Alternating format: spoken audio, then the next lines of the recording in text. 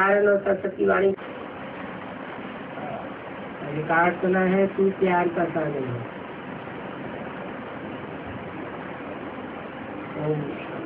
ज्ञान और अज्ञान,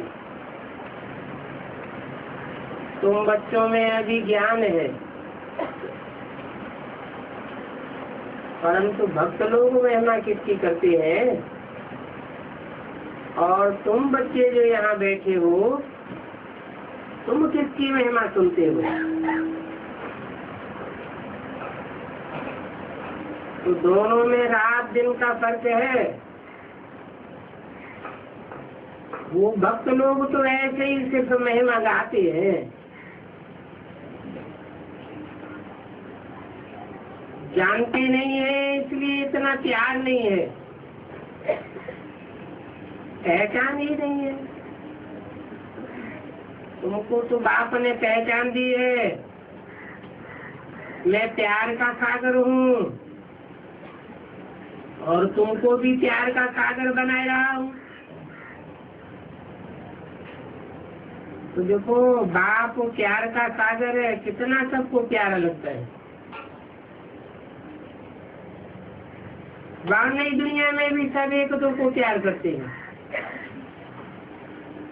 ये तुम यहाँ सीखते हो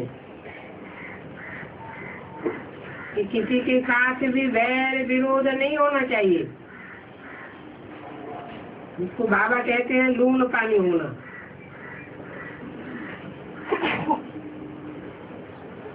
अंदर में किसके लिए नफरत नहीं होनी चाहिए। नफरत करने वाले गोया कलयुगी नरकवासी है। नफरत नहीं करते हैं, जानते हो हम सभी भाई बहन हैं, और भाई भाई तो है ही शांति धाम में। यहाँ जब पाठ बजाते हैं, कर्म क्षेत्र पर हैं, तो भाई बहन है, ईश्वर के संतान है।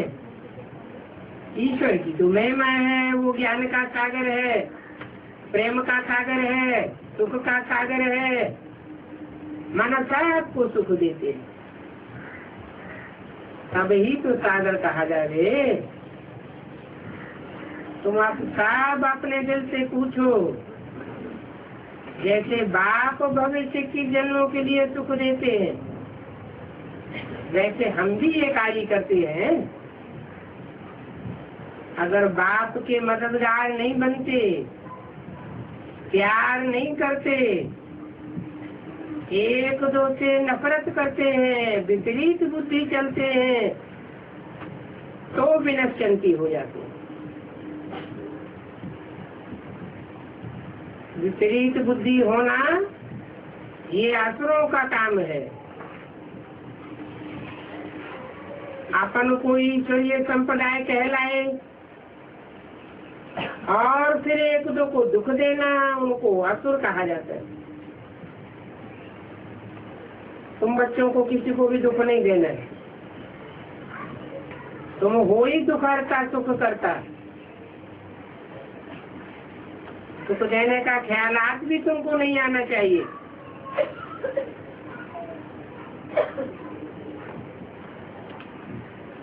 तो बच्चे अपन को आसुर संप्रदाय समझे, न कि ईश्वरीय संप्रदाय। आसुर संप्रदाय है तो देह अभिमान है।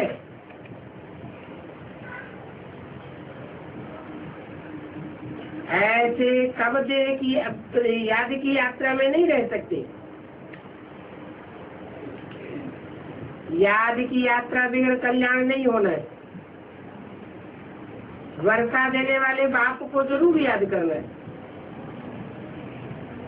तब ही तो विकर्म विनाश होंगे। आधा कल्प एक दो को दुख देके आए हो, जो एक दो में लड़ते हैं, झगड़ते हैं, तंग करते रहते हैं, वो आसुरी संप्रदाय में गिने जाते हैं। भले वो अभी पुरुषार्थी है, तो भी कब लड़ना झगड़ना तो नहीं चाहिए। इसलिए बाबा कहते हैं अपना प्रचार रखो, चार्ट रखने से मालूम पड़ेगा हमारा रजिस्टर सुधरता जाता है या वही आसुरी चलन। बाबा सदैव कहते हैं किसी को दुख न दो। निंदा स्तुति मान अपमान ठंडी गर्मी सब कुछ सहन कर रहे हैं। कोई न कुछ कह दिया तो भी शांत रहना चाहिए। ऐसे नहीं कि उनके लिए 2 वचन और कह देना। किसको दुख देते हैं तो बात तो जरूर समझ जाएंगे।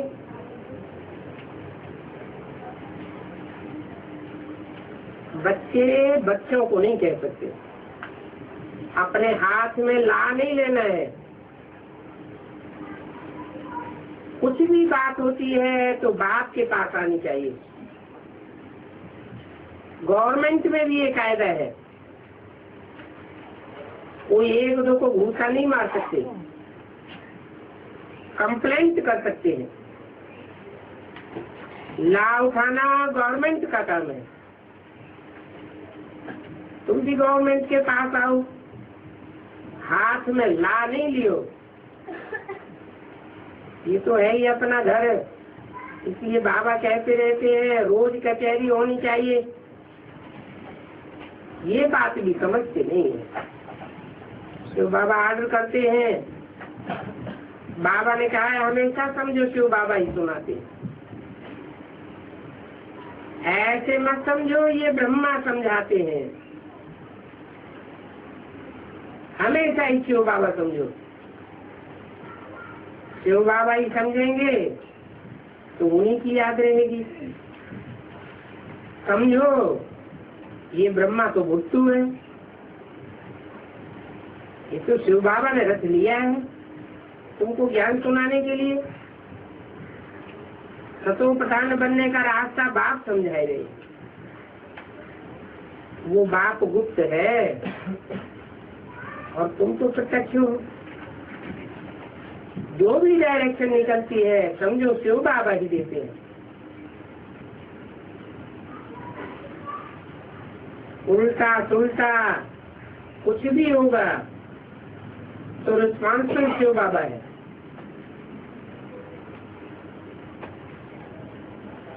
तुमको तो कोई हर्जा नहीं है, तुम तो तेज बने रहेंगे। इनका समझने से देह अभिमान में आए उल्टा कर्म करते रहते हैं। ईश्वर के आगे रहने वालों से तो कोई भी कर्म नहीं होना चाहिए, परंतु इतना रिगार्ड रखना नहीं जानते हैं। बाप के आगे कैसे चलन होनी चाहिए, राजाओं के आगे राजकुमार कैसे चलते हैं, आजकल तो वो भी तमो प्रधान बन गए। बाप की भी इज्जत लेने में देरी नहीं करते हैं। तुम तो ईश्वरीय दुनिया की बनते हो। ईश्वरीय दुनिया में ईश्वर के डायरेक्ट बच्चे बन करके आते हो। ये तो आसुरी दुनिया है, यहाँ तो असुरों का संग का रंग लग गया है। इसलिए सब तमो प्रधान बन गए। बाबा तो शिव को ही कहते हैं।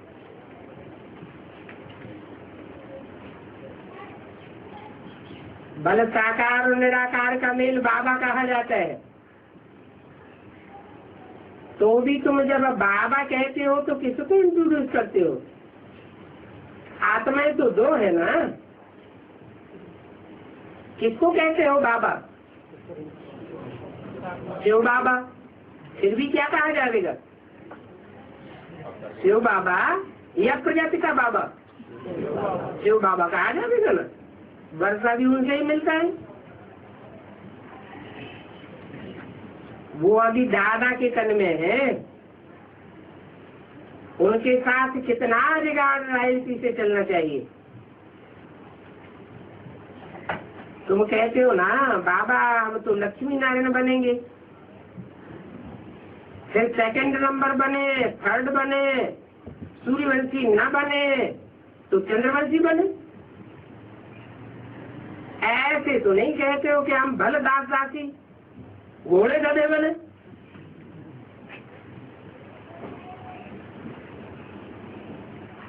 प्रजा बनना तो जैसे घोड़े गधे बनना हो गया। तुमको तो यहाँ दैवी गुण धारण करने हैं, आसुरी चलन छोड़ते जाना है।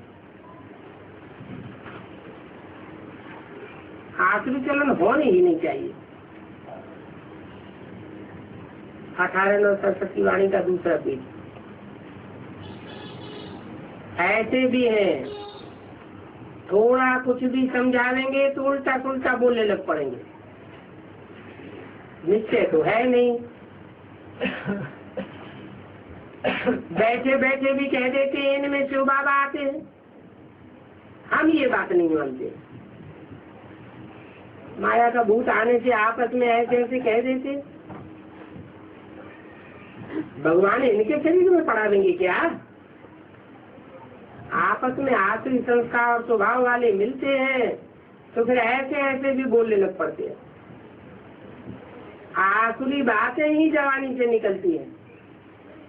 बाप कहते हैं तुम आत्माएं तो रूप बसंत हो, तुम्हारे मुख से तो रतन ही रतन निकलने चाहिए। अगर पत्थर निकलते हैं तो गोया तुम आसुरी बुद्धि ठहरे। गीत भी बच्चों ने सुना है। बच्चे कहते हैं बाबा बरोबर प्यार का सागर है, सुख का सागर है, शिव बाबा की महिमा है। बाप कहते हैं तुम अपन को आत्मा समझो, बाप को याद करो। इस बात में बहुत अच्छे अच्छे फेल हो जाते हैं। देही अभिमानी बने में ठहर नहीं सकते। देही अभिमानी बनेंगे तब ही इतना ऊंचे बनेंगे। बहुत टाइम वेस्ट करते हैं फालतू बातों में। ज्ञान की बातें ही ध्यान में नहीं आती। ये भी गायन है, घर की गंगा का मान नहीं रखते, घर के मित्र का इतना मान नहीं रखते। जबकि कृष्ण आदि का चित्र घर में है, फिर श्रीनाथ द्वारे आदि इतना दूर दूर क्यों जाते हैं? चित्र तो वो ही है, फिर दर्शन करने इतना दूर क्यों भटकते हैं? वहाँ भी चित्र होगा, मूर्ति होगी, वहाँ मंदिर सुहाना देखते हैं तो उसका सुहाने से लब हो जाता है। भक्ति मार्ग में देखो कितना चरिया खरिया भरा पड़ा है। शिव की पूजा तुम घर में बैठे करो, इतना दूर दूर क्यों भटकते हो? दोनों जगह है तो पत्थर का ही लिंग ना, कोई चैतन्य तो नहीं है ना? भक्ति मार्ग में चाहे मंदिर में जाके पूजा करें, चाहे घर में शिवलिंग की पूजा करें, दोनों जगह है तो जड़। फिर इतनी दूर दूर भटकने की क्या दरकार है?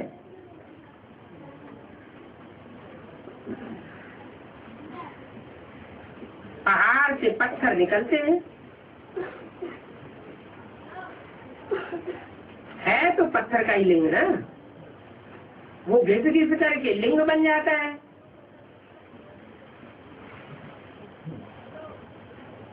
उनमें कोई पत्थर में सोना भी लगा हुआ होता है। कहा जाता है सोने का कैलाश पर्वत, सोना पहाड़ों से निकलता है, तो थोड़ा थोड़ा सोना लगा हुआ पत्थर भी होते हैं। फिर जो बहुत अच्छा गुलगुल होता है उसको बेचते हैं, मार्बल का खास बनाते हैं।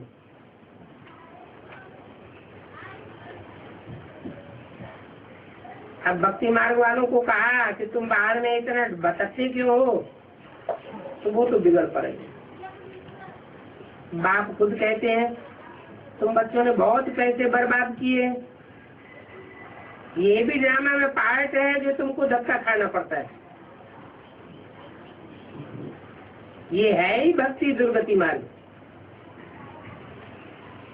और ज्ञान है सदगति मार्ग। बाप तब की सदगति करते हैं।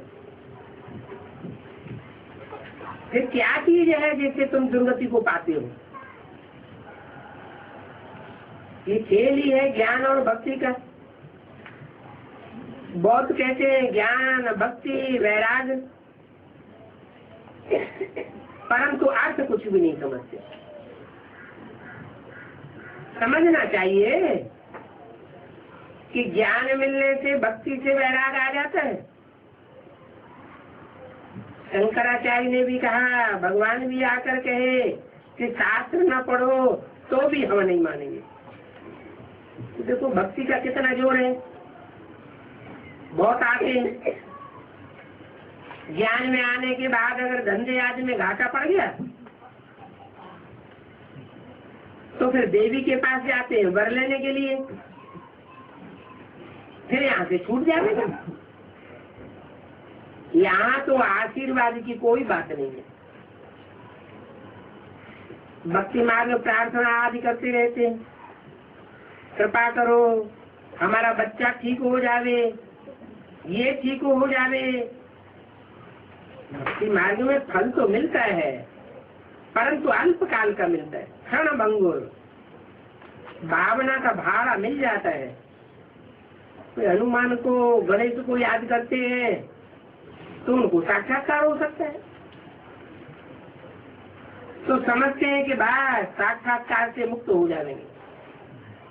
ये थोड़े जानते हैं हनुमानपुरी व गणेशपुरी कहीं होता है या नहीं होता है। हम कहाँ जाएंगे, कुछ भी नहीं जानते। अभी तुम बच्चों को सारी समझ मिली है।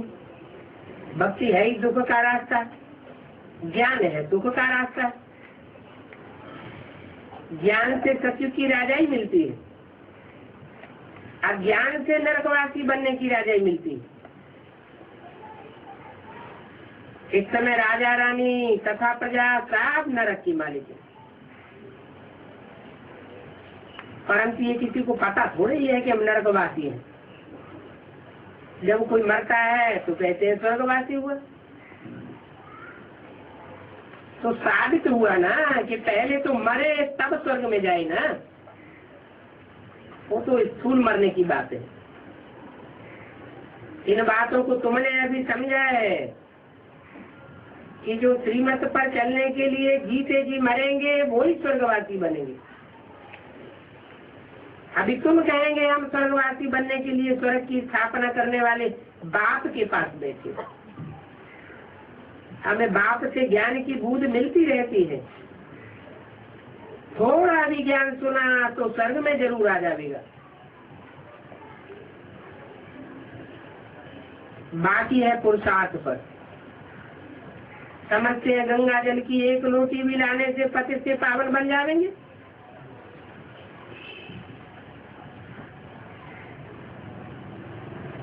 लोटी भरकर ले जाते हैं कहाँ?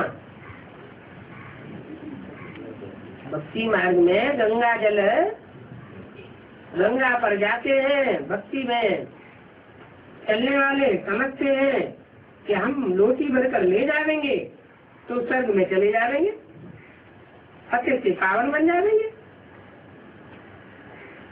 फिर रोजाना उसमें से ड्राप पानी में मिलाए स्नान करते रहते हैं।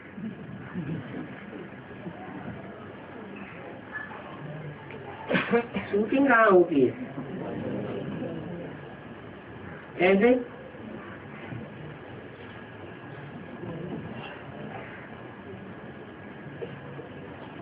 बड़े आराम से कह देते हैं संगम में शूटिंग होती है।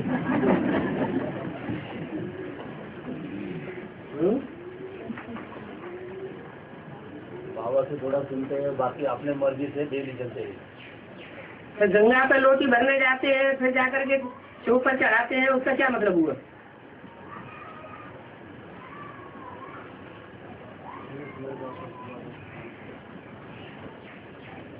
तो एक बूंद लोटी से निकालते हैं, पानी में मिलाते हैं और उसे स्नान करते हैं, समझते हैं जैसे गंगा स्नान हो गया।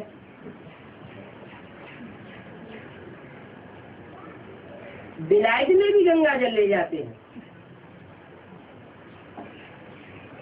साधुओं को जेल में डाला तो उन्होंने भी गंगा जल गंगा गंगा चिल्लाने लगे कि सरकार को गंगा जल देना पड़ेगा। तो बाप समझाते हैं, माया बड़े जोर से थप्पड़ लगाई देती है। अरे गंगा जल की ड्राप से नहाने से माया गंगा जल जोर से थप्पड़ लगाती है।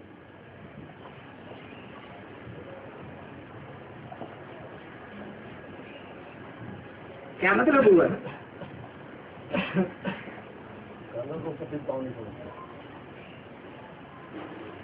अरे तो गंगा जल को पतित पावनी समझते हैं तो गंगा में ही जाके स्नान करे ना। गंगा में से लोटी भर लाए और लोटी भर करके उसमें से एक बूंद रोज डाल करके स्नान करते हैं। इसका और एक मतलब है बाबा। और एक नहीं है। हाँ। नहीं, और जो लोटी भर के लाते हो वो जो देव पूजा करते हैं, वो जो कोई मरता है उसके समय वो निकाल के उसके मुंह में डालते हैं। वो भी है, वो भी गंगा जल डालते हैं मुंह में, वो भी बात है। अच्छा ही काम प्राण तन से निकले तो गंगा जल मुख में हो। अच्छा ही काम। अब गंगा तो आ नहीं जाएगी वहां से, गंगा तो अपने स्थान पर ही रहती है। प्राण तन से निकलेंगे तो गंगा आ जाएगी क्या? गंगा का पानी लोटी में भरा हुआ है तो वो मुख में डाल देते हैं।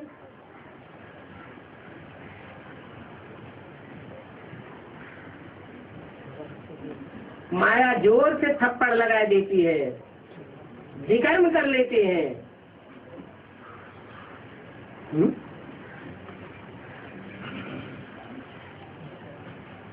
इसलिए कचहरी करो, आप ही अपनी कचहरी करो, अच्छा ही है।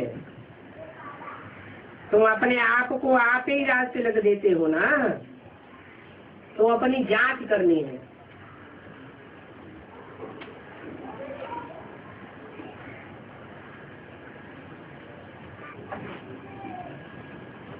जांच करनी है क्योंकि तमो प्रधान से सतो प्रधान बनना है।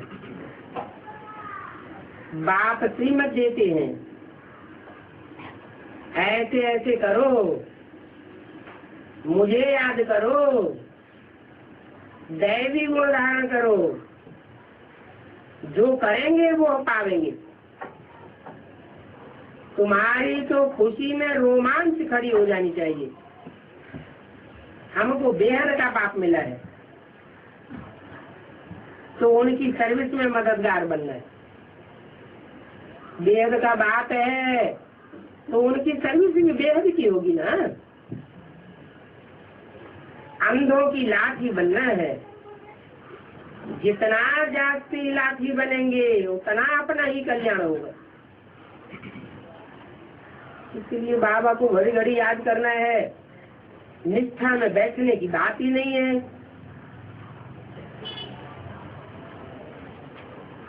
नहीं तो बहन जी से जाके कहते हैं, बहन जी हमको निष्ठा कराओ। यहाँ तो एक जगह बैठने की बात ही नहीं है, चलते फिरते याद करना है। रेल में भी तुम सर्विस कर सकते हो। कोई भी गुरु हो, गुसाई हो, बोलो आप किसके भक्त हो? ऊंच से ऊंच कौन है? ऊंच से ऊंच तो बाप ही है, उनको याद करो। वर्षा उनसे ही मिलेगा। आत्मा को बेहद के बाप से वर्षा मिलता है ना। कोई दान पुण्य करने से राजा के पास जन्म लेते हैं, वो तो अल्पकाल के लिए होता है।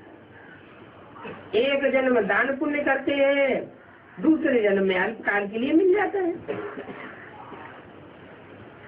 सदा काल के लिए तो कोई राजा बन नहीं सकता, या जन्म जन्मांतर के लिए भी नहीं बन सकता। यहाँ तो बाप कहते हैं ये गारंटी है, वहाँ ये पता नहीं पड़ेगा कि हम भेद के बाप की ये वर्षा लेने आए हैं। ये ज्ञान इस समय तुमको मिलता है, तो कितना अच्छी रीति पुरुषार्थ करना चाहिए। पुरुषार्थ नहीं करते हैं तो वो अपने पैर पर कुल्हाड़ी लगाते हैं।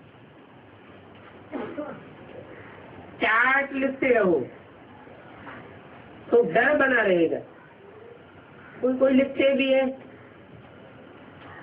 बाबा देखेंगे तो शर्मावेंगे, तो चाल चलने में बहुत फर्क हो जाता है। तो बाप कहते हैं गफलत छोड़ दो, नहीं तो बहुत पछताना पड़ेगा, रोना पड़ेगा।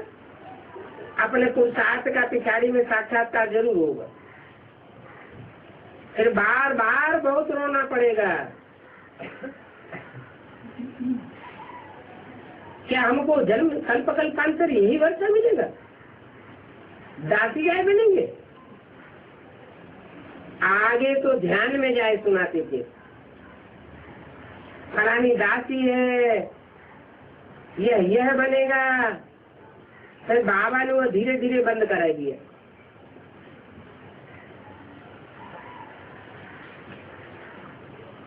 पिछाड़ी में फिर तुम बच्चों को साक्षात्कार होगा। साक्षात्कार के बगैर सजा भी नहीं दिलाई सकेंगे, कायदा ही नहीं है। बच्चों को युक्तियां बहुत समझाई जाती हैं, पति मारते हैं, गुस्सा करते हैं, बल कुछ भी करें तुम हर्षित बने रहो। बोलो हम तुम्हारे पांव पड़ती हैं, हाथ जोड़ती हैं, हमको सिर्फ पवित्र रहने दो। हमको भगवान का आवाज आता है, काम महाशत्रु इस पर जीत पहनो, माया जी से जगत जीत बनो। तो अब हम स्वर्ग के मालिक बने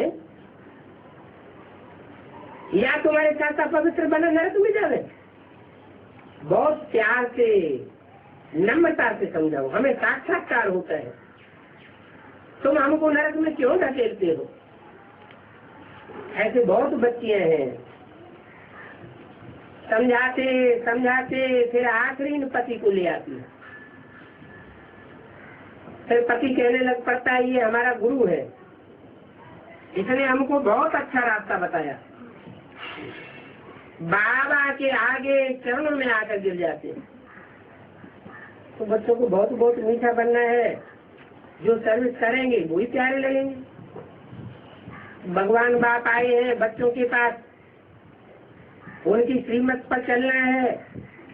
श्रीमत पर नहीं चलते हैं तो तूफान लगने से गिर पड़ते हैं।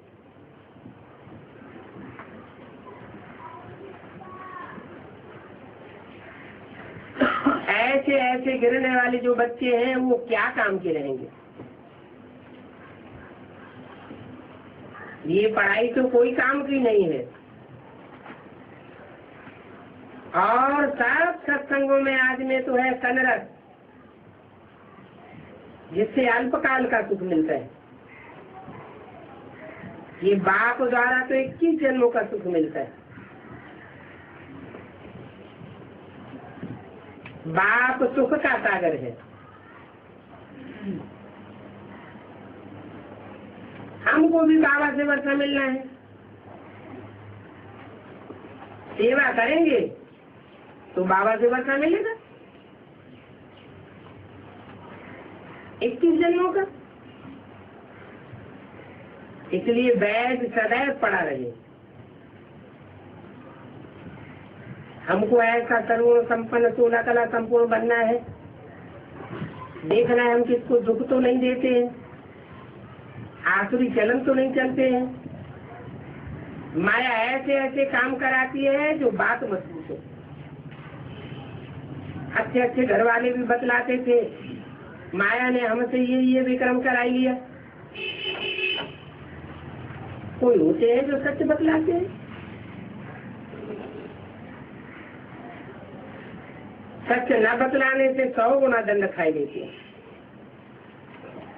फिर वो आदत पड़ जाती है झूठ बोलने की। बाप कहते हैं पाप किया है तो रजिस्टर में लिखो और बता दो। इनको बतलाने से तुम्हारा पाप आधा खलास हो जाएगा। और सावधानी भी करेंगे। सभा में सुनाने से आबरू आवेगी।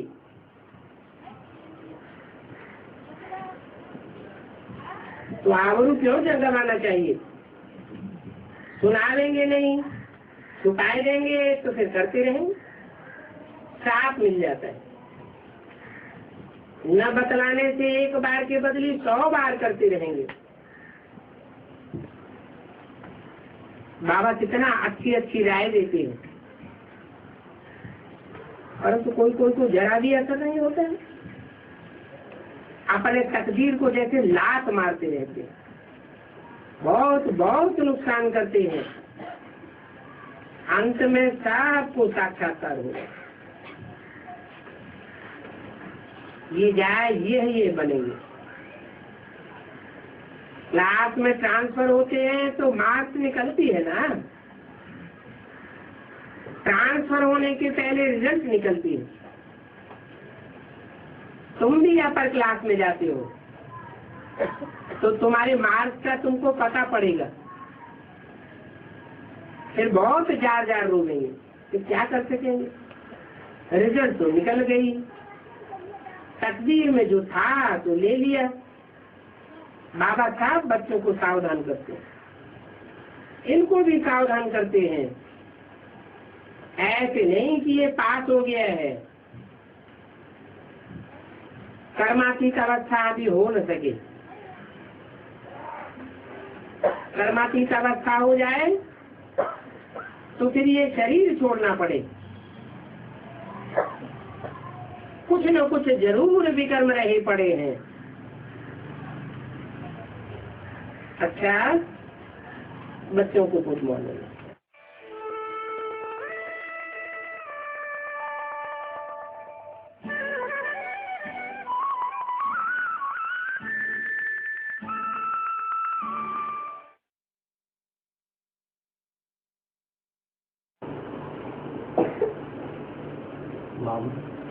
ये रावण आएगी माया के रूप में हिसाब किताब लेने के लिए, बराबर करने के लिए, तो हमको कैसे उसको फेस करना है?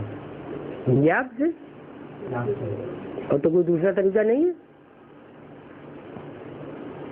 रावण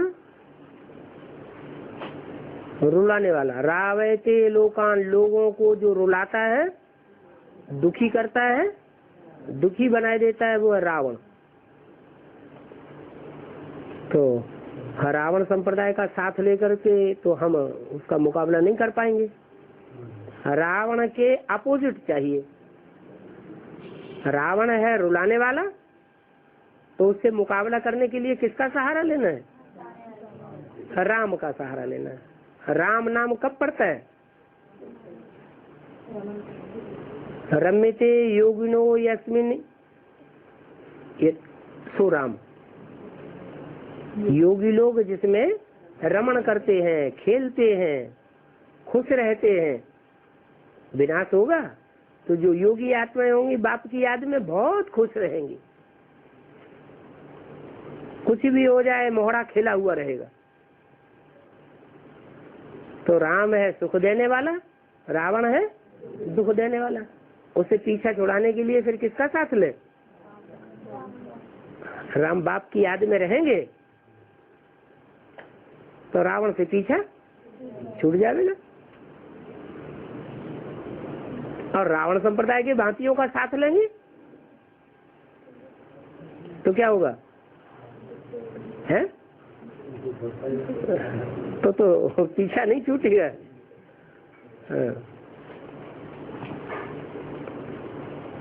हाँ, जल्दी क्लियर करो, आज टाइम नहीं है ज्यादा।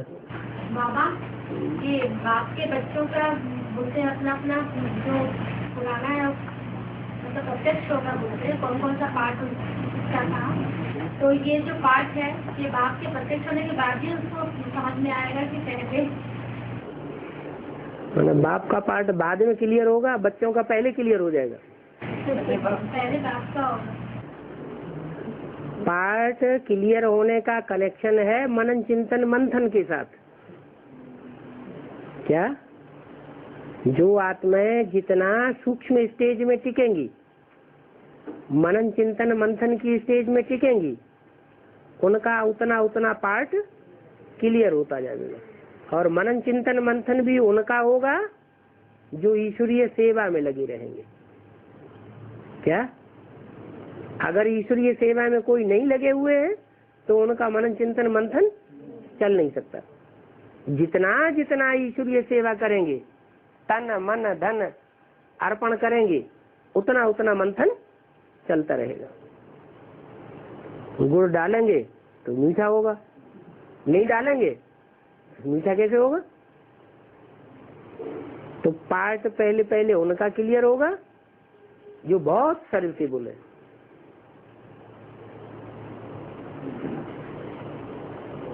जो सेवा भावी नहीं होंगे, ईश्वरीय सेवा नहीं करते होंगे, स्वार्थ में ही लगे हुए होंगे, उनका पार्ट बाद में क्लियर होगा।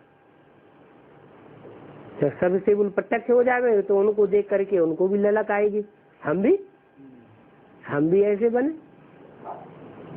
नंबर पीछे हो जाएगा।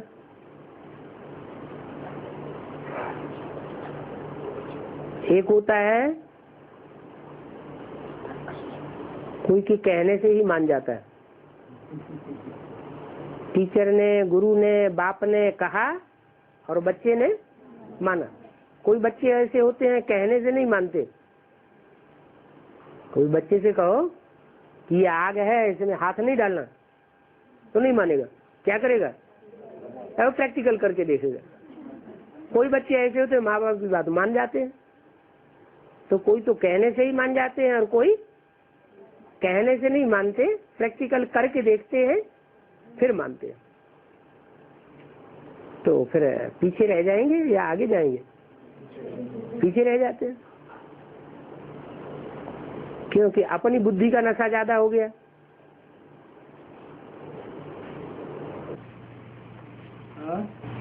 बाबा हाँ जी, आपके सनंती कसंती बागन हाँ जी मीनिंग क्या है बाबा? आज एक प्रश्न आ रहा है ना आगे से।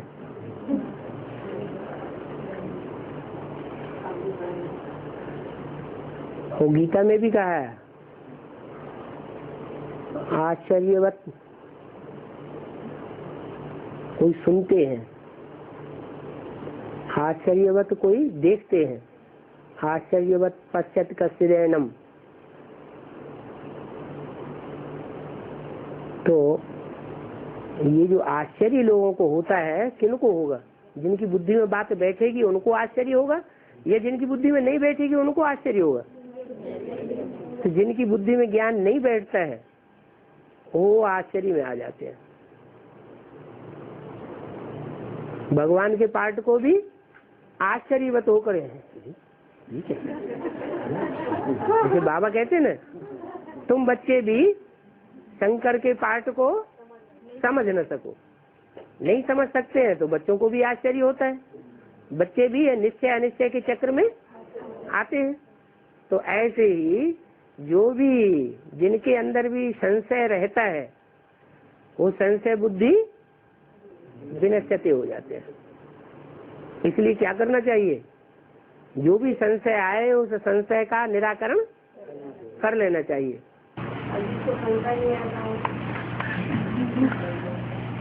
संशय नहीं आता हो तो एक रस चले, एक रस चलता है कि ऊपर नीचे होती है अवस्था है? ऊपर नीचे अवस्था होती है। तो इसका मतलब पूरा निश्चय नहीं बैठा है तो जो बाप डायरेक्शन देता है उस डायरेक्शन पर अमल नहीं करता है। आपकी प्रत्यक्षता बच्चों में कैसे दिखाई देगी? उसके क्या क्या लक्षण होंगे?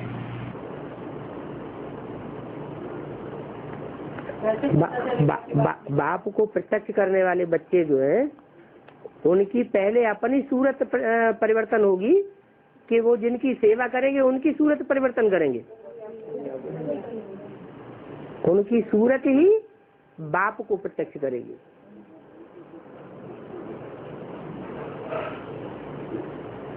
और सूर्यवंश में पहला 8 तो अष्टदेव है।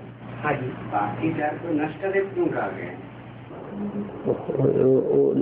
विनाश करना अच्छा काम है, बुरा काम है?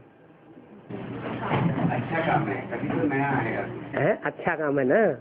तो जो मुख्य 12 हैं, उन 12 में 4 विनाश का काम करते हैं। क्या? जो 4 हैं वो विनाश का काम, वो भी जरूरी है, नहीं तो 8 को दुनिया में कोई मानेगा नहीं। असुरों का जब तक विनाश न हो तब तक देव योनि को कोई समझेगा नहीं, उनकी कोई वैल्यू नहीं, क्योंकि वो बहुत थोड़े हैं। तो इतनी बड़ी दुनिया का विनाश करना ये भी कोई थोड़ा छोटा काम है क्या? वो भी महावीरता का काम है। शंकर के पास तो कोई अस्त्र ही नहीं है, अस्त्र तो देवियों के पास है।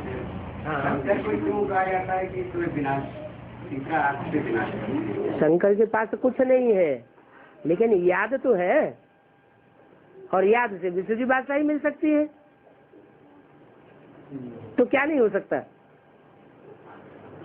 याद की स्टेज में टिका रहे और कोई के भी वाइब्रेशन को, बुद्धि को घुमा दे।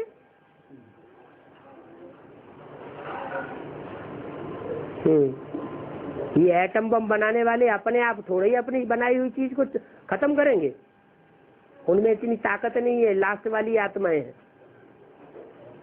ये एटम बम इतनी भयानक चीज जो इन्होंने बनाई है, ये इसको नष्ट करने, इसको विस्फोट करने की ताकत उनमें नहीं है। इनको कोई प्रेरणा देने वाला चाहिए, पावरफुल। इनकी बुद्धि में प्रेरणा उठेगी और नष्ट कर देंगे।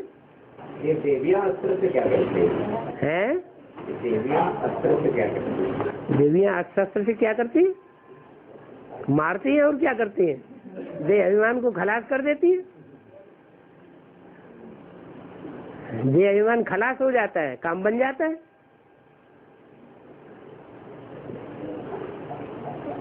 ज्ञान क्या है? ज्ञान क्या शस्त्र है? बाबा रात भर अंडे पकाते कच्चे रह गए, इसका क्या मतलब? मैंने रात भर मेहनत की और सुबह को देखा कि चूल्हे में आग ही नहीं जली थी, कच्चे के कच्चे ही रह गए। मेहनत बहुत करना और प्राप्ति कम करना।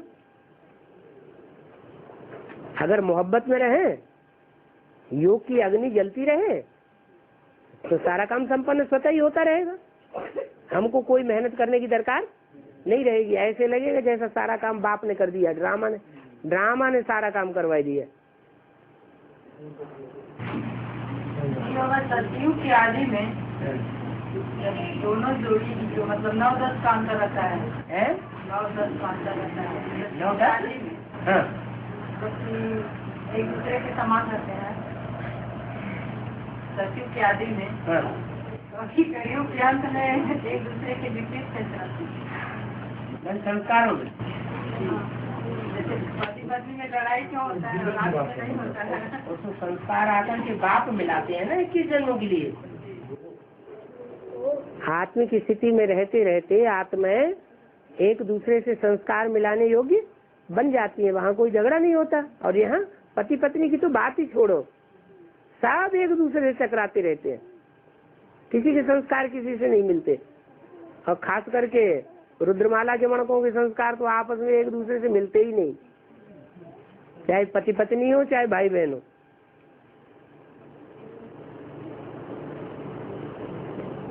रुद्रमाला में जो मुखिया होगा उसके संस्कार तो सबसे ज्यादा टकराएंगे।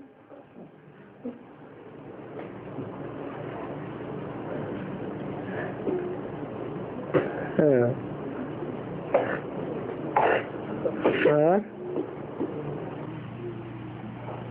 अष्टदेव और 9 ग्रह के अलग अलग शरीरधारी। 9वां वैल्यूलेस है, वो देवता की लिस्ट में नहीं है। जैसे रत्न होते हैं तो उन रत्नों में वैल्यू होती है।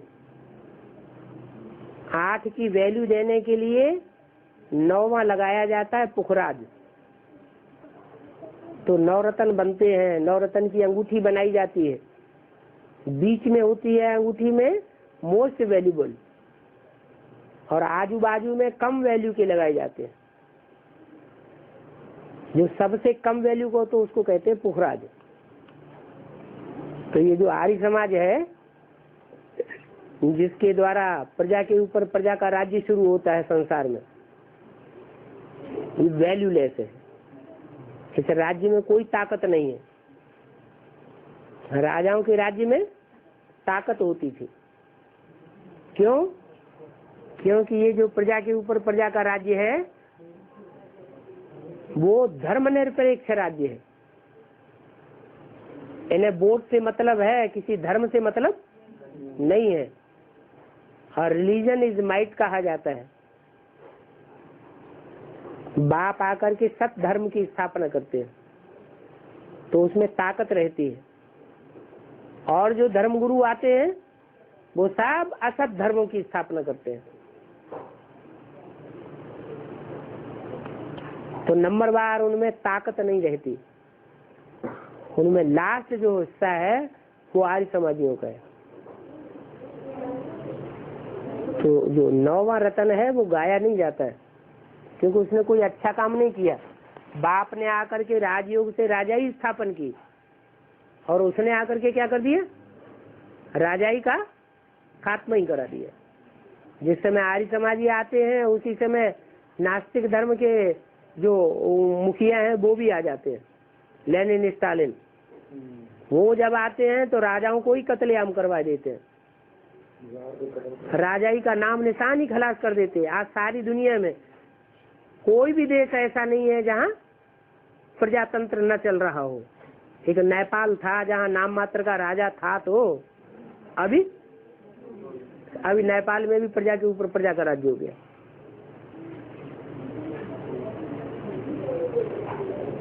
तो 8 ही देव हैं। देव किस लिए कहे जाते हैं?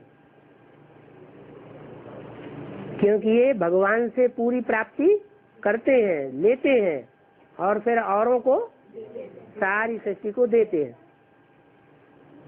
लेने और देने के निमित्त बनते हैं। असली अर्थों में ये देवता बनते हैं, देने वाले। बाकी सब नंबरवार देने वाले हैं। और बाबा ये अष्टदेव ही कुलदेवता कहे जाते हैं। जैसे कुलदेव कहा जाता है। हाँ जी, इन्हीं अष्टदेव को कहा जाता है। असली अर्थों में तो यही है अष्टदेव, क्योंकि इन्हीं 8 धर्मों से दुनिया के सब धर्म विकसित हुए हैं।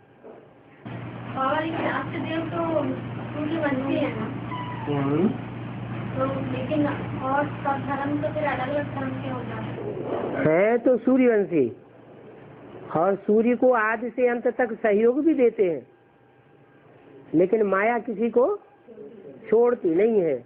इसलिए आखिरी जन्म में जाकर के ये भी नीचे गिर जाते हैं। वेद का मांस क्या है? वेद का मांस, वेद का मांस जो बुद्धि में देह की याद आती है, देह की कशिश होती है, देह से मिलने की इच्छा होती है, इंद्रियों से भोगने की इच्छा होती है, वही मांस खाना है।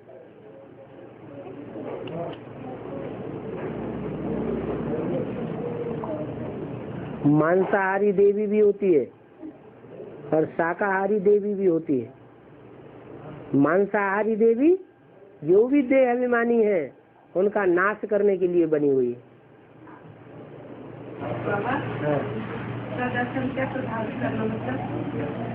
स्व माने आत्मा,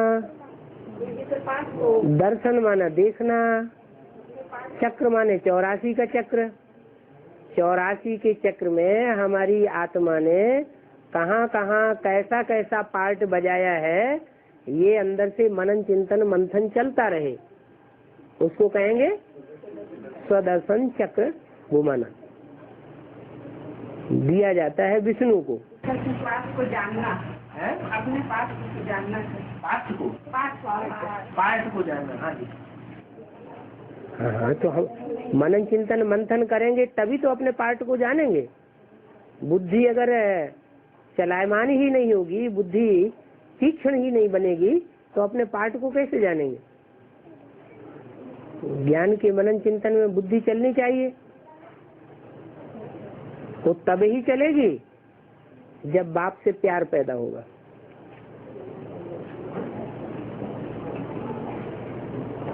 और मुरली में बोला है कि माता होती है साकारी और बाप होता है निराकारी। तो ये स्त्री पुरुष चोले की बात है या स्वभाव संस्कार की बात? माता बनती ही कब है, माता कब कही जाती है? स्त्री चोला होता है तभी तो माता कही जाती है। माता तब कही जाती है जब स्त्री चोला भी हो और साथ साथ उसका कनेक्शन कोई पुरुष से जुट जाता है, तो माता कही जाती है। माता आत्माभिमानी कम बन पाती है, क्योंकि माताओं को देह का होना बहुत रहता है और पुरुषों को देह का होना नहीं रहता है। तो पुरुष हैं वो निराकारी बीज रूप स्टेज में जल्दी टिक जाते हैं और माताएं निराकार की याद में उतना नहीं टिकती हैं। हाँ, उन्हें अगर ये पता लग जाए कि साकार में निराकार आया हुआ है तो उनकी बुद्धि स्थायी हो जाती है। कोई माता की तो होती कोई माता की तो होती नंबर वाला ना, निराकारी स्टेज कोई माता की तो होती जितनी ज्यादा माता की निराकारी स्टेज होगी उतनी महाकाली बनेगी। तो क्यों रुद्रमाला का मणका होगी?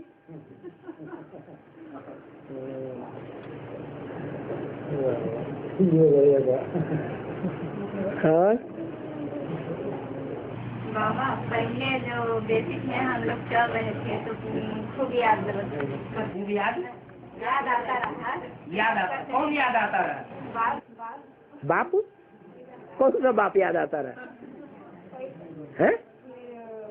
कौन याद आता रहा? शिव बाप याद आता रहा। शिव बाप याद आता रहा? हाँ, योग लगता रहा। मतलब किससे योग लगता रहा? निराकार बाप से। निराकार बाप से योग लगता है, माने पुरुष बने रहे हैं, जो भी बने। पुरुष बनना अच्छा या संगम युग में स्त्री चोला धारण करना अच्छा है? क्या काहे याद नहीं आता? आप जैसे आप पावा मिल गया तो आप घमंड हो जाता है, अब उसका तो योग लगता है ना। तो हाँ, तो ज्ञान ज्यादा भगाते होंगे दूसरों के सामने, ज्ञानी ज्यादा बन जाएंगे तो फिर अहंकार आएगा, अहंकार नीचे गिरा देता है। ज्ञानियों को बहुत अहंकार आता है, लेकिन ज्ञान उसका दिया हुआ है, यह हमारे अंदर का ज्ञान है। ज्ञान हमारी अपनी चीज है या ऊपर वाले ने दी है? जिसकी चीज है उसका हमको अहंकार क्यों होना चाहिए? हमको तो और उसका शुक्रिया करना चाहिए तो उसने हमको ज्यादा दिया, दीदी दादी दादाओं को नहीं दिया।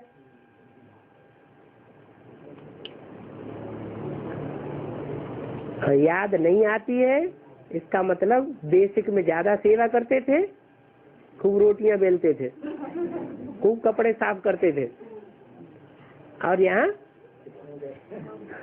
सेवा नहीं हो रही है, क्योंकि सर्व बाप जो है वो सर्व से वो बाप मिल गया तो कुछ सेवा भी करोगे, सेवा करोगे तभी तो बाप याद करेगा। माया छेक देती है। माया छेक देती है, सीखो मत।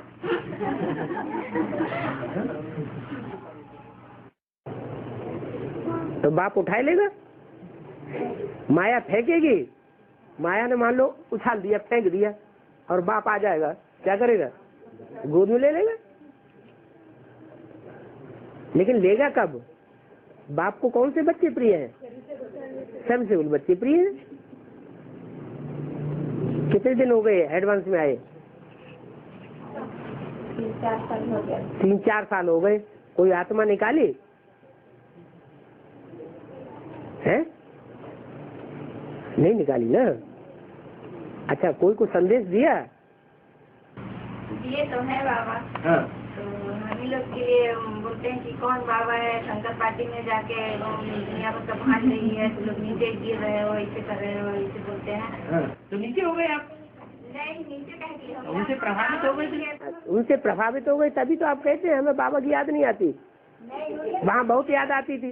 पहले नहीं हो रहा था, अब तो बाबा मिल गए तो हम लोग को खुश बढ़ गया कि बाबा हमको मिल गया है। लेकिन अभी आप अनुभव क्या सुना रहे हैं?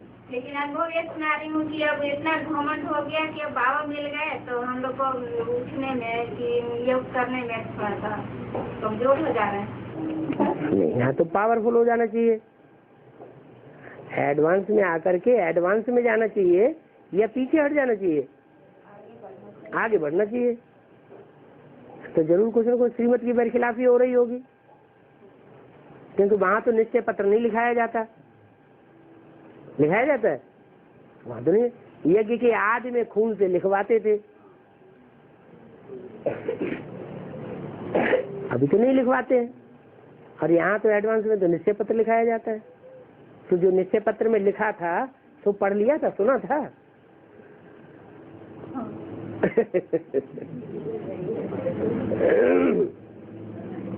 निश्चय पत्र तो बड़े निश्चय में आकर के लिख देते हैं।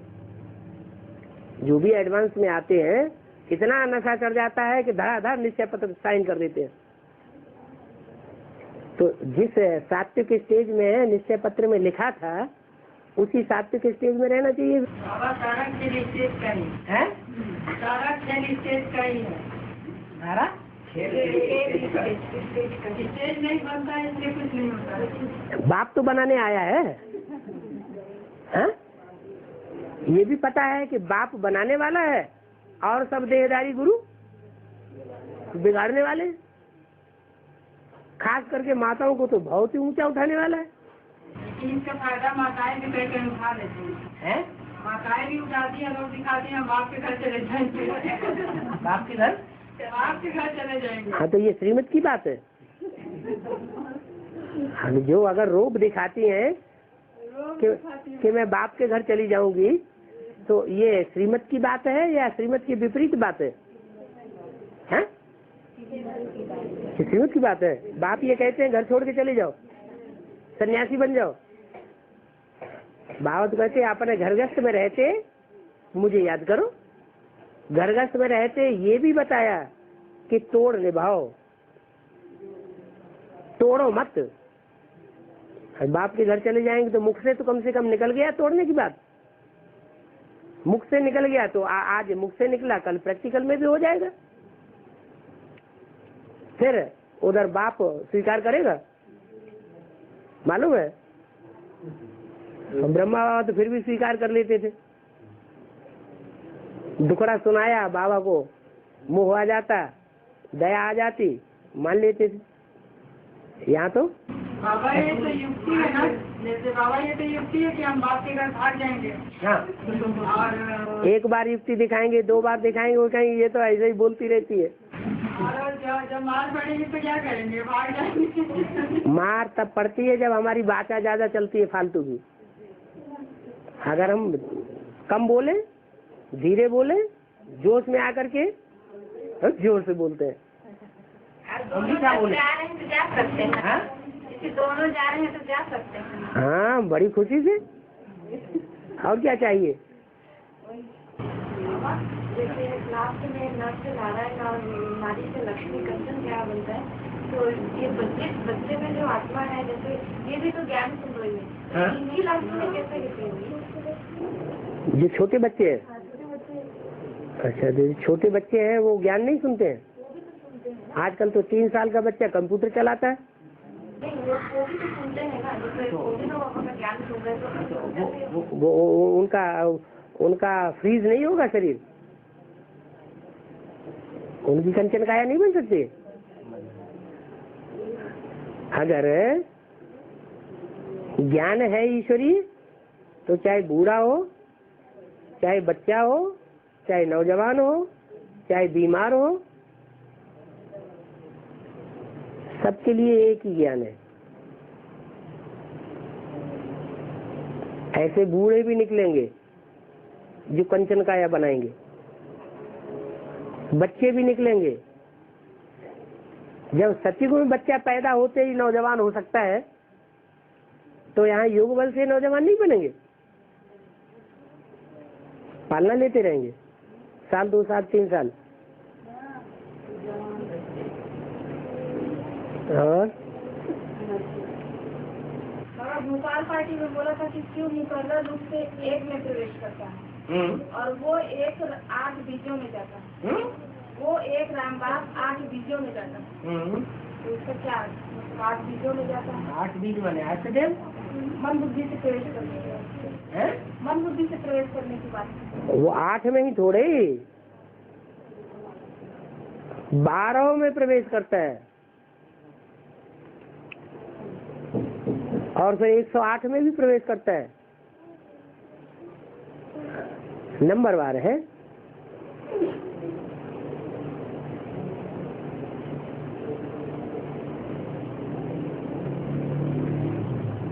शिव बाप जाएगा, शिव बाप आप समान बना के किसी को जाएगा, तो जो बाप समान बनेगा वो 108 बीजों में प्रवेश करेगा। 108 में कैसे प्रवेश करेगा? कैसे करेगा, मैंने क्या उसका सिस्टम? ब्रह्मा से कैसे प्रवेश करेगा? शरीर में प्रवेश करेगा, सूक्ष्म शरीर के बाद। सूक्ष्म शरीर क्यों प्रवेश करेगा? सूक्ष्म शरीर कोई पाप कर्म करेगा जो सूक्ष्म शरीर धारण करेगा? सूक्ष्म शरीर तो वो धारण करते हैं जिनकी अचानक मौत होती है। उसकी अचानक मौत होगी क्या? फिर बीज रूप स्टेज बनती है, तो बीज रूप स्टेज कहीं भी प्रवेश, जब शंकराचार्य के लिए कहा गया है कि वो राजा के तन में प्रवेश कर गए, तो यहाँ तो ईश्वरीय ज्ञान है। आत्मा जब शरीर से पूरी डिटैच हो जाएगी तो दूसरों के शरीर में प्रवेश करने की ताकत नहीं आएगी। मुरली में भी बोला है, ब्रह्मा की तरह तुम बच्चे भी दूसरों में प्रवेश करके सर्विस करेंगे। काशी नगरी वाला गंगा से बहुत नजदीक का क्या? काशी नगरी गंगा के नजदीक नहीं, गंगा निकलती है गंगोत्री से, गौमुख से दिखाई जाती है। गौमुख से उतरी, गंगोत्री में आई और वहां से बहते बहते जड़ी बूटियों पहाड़ियों से होती हुई ऋषिकेश में आती है। कहाँ? ऋषि, ऋषि माना पवित्र, जो पवित्र आत्माएं हैं उनके नजदीक पहुंचती है और फिर ऋषिकेश से आती है हरिद्वार में। कहाँ? हरि के द्वार। हरि का द्वार जहाँ आती है वहाँ मैदान में उतर आती है। ऊंची स्टेज से मैदान माना युद्ध भूमि में आ जाती है। युद्ध भूमि से उतरते हुए फिर वो युद्ध करते करते करते करते करते जितना युद्ध करती जाती है उतना नीचे गिरती जाती है। पहले पहले पहुंचती है इलाहाबाद में। इलाहाबाद में तीनों नदियों का मेल होता है, वो तीनों नदियां मिलकर के गंगा हो जाती। क्या? अलग अलग नाम नहीं रहता, एक ही नाम हो जाता है गंगा। और फिर और आगे बढ़ती है तो काशी में जाते ही वरुणा नदी से मिलती है। बहुत गहरी नदी है, सकरी भी है और गहरी भी है। उस नदी से जब मिलती है तो तलवार का रूप धारण कर लेती है, ज्ञान तलवार बन जाती है। हाँ जी, ये काशी को शंकर जी के विश्व में है ऐसा बोलते हैं। हाँ जी, माना बहुत बैलेंस में रहने वाली आत्मा है। त्रिशूल होता है ना, 2 सूल छोटे छोटे हैं और तीसरा सूल बड़ा है, उस पर टिकी हुई है। ऐसी कम आत्माएं हैं जो एक के साथ आदि से अंत तक निभाने वाली है। क्या?